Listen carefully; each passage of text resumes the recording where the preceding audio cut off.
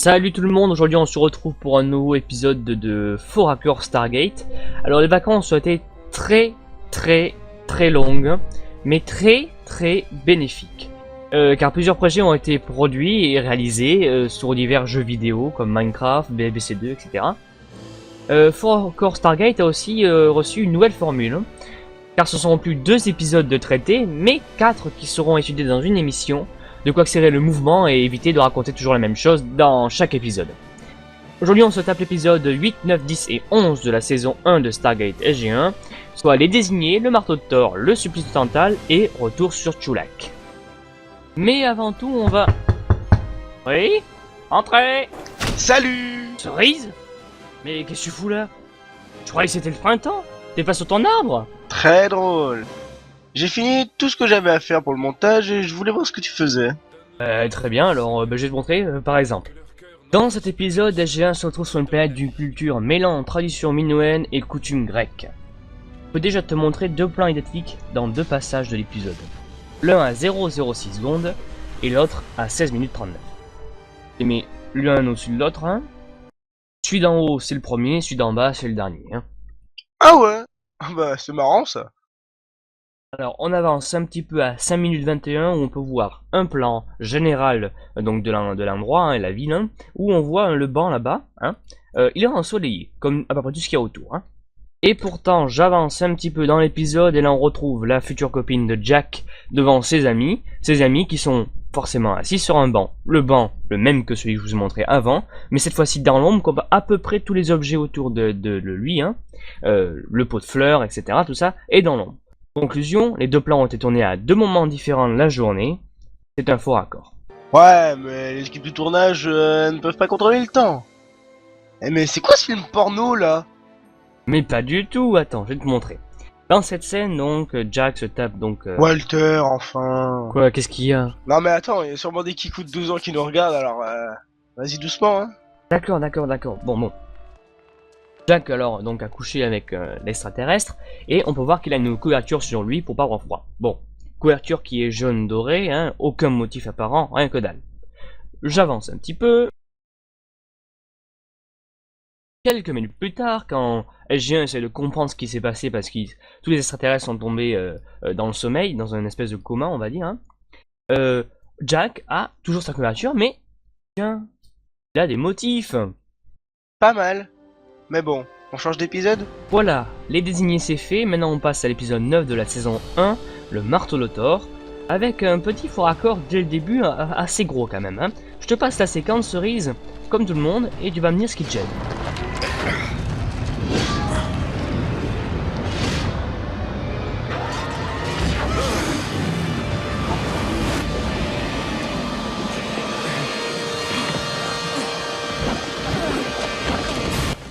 Alors, tu as vu quelque chose?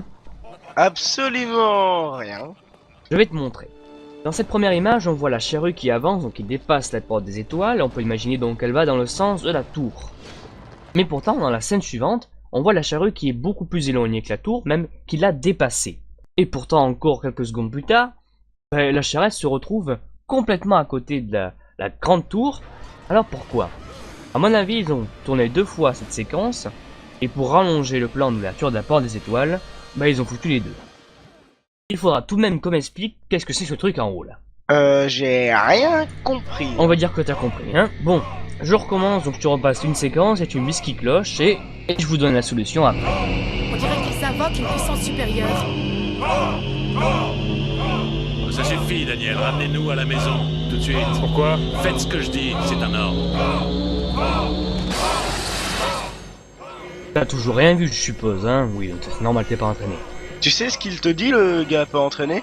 Non, mais je m'en fous. Alors, pour que vous puissiez bien voir, montrer, je vais pousser un petit peu la luminosité de la vidéo. Ouais, avec un peu de lumière, moi aussi je peux... Un écran blanc pour doser la lumière et ce que je suppose être le cadreur ou un perchiste, ici. Bien vu, mais rien d'extraordinaire. Oh, ça va, hein, c'est bon, hein. Tu m'as énervé, je passe au supplice occidental, épisode 10, saison 1. Alors, cet épisode je le connais bien parce que je le réalise la map sur Stargate Network, hein.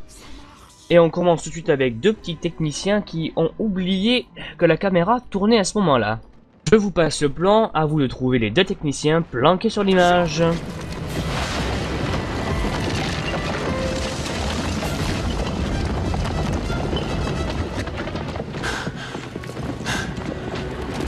Rien de cassé, ça va?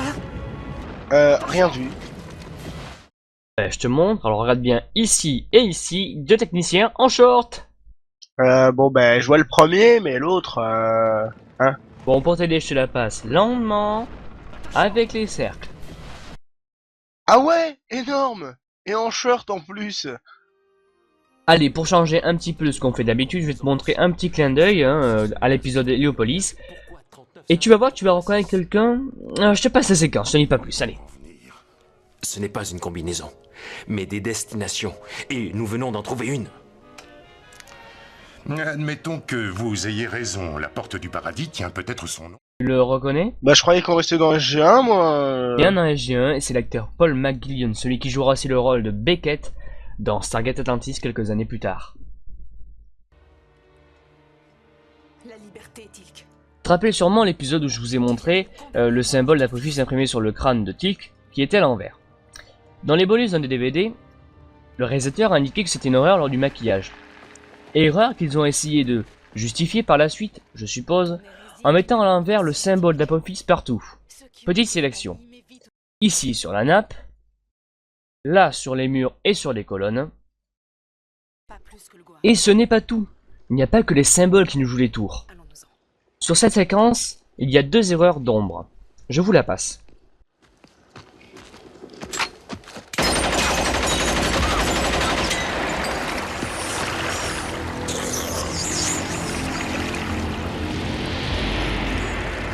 Rien vu, Cerise?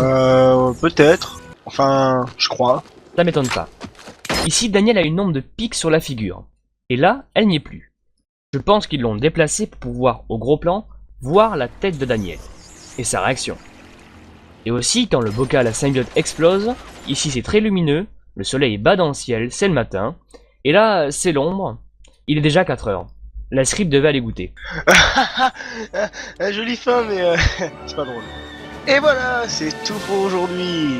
C'est déjà pas mal quand même, hein. Rendez-vous dans 15 jours pour une nouvelle émission de Faux Raccord sur Stargate. On regardera les épisodes Le Feu et l'eau, Hathor, Cassandra et Core High. Au programme, un compte à rebours qui se rebiffe, un musicien qui sait jouer sans instrument, bref. Ouais, du très très lourd, hein, dans 15 jours. Attends, tu reviens? Je me suis bien amusé, tout s'est bien passé. Pourquoi?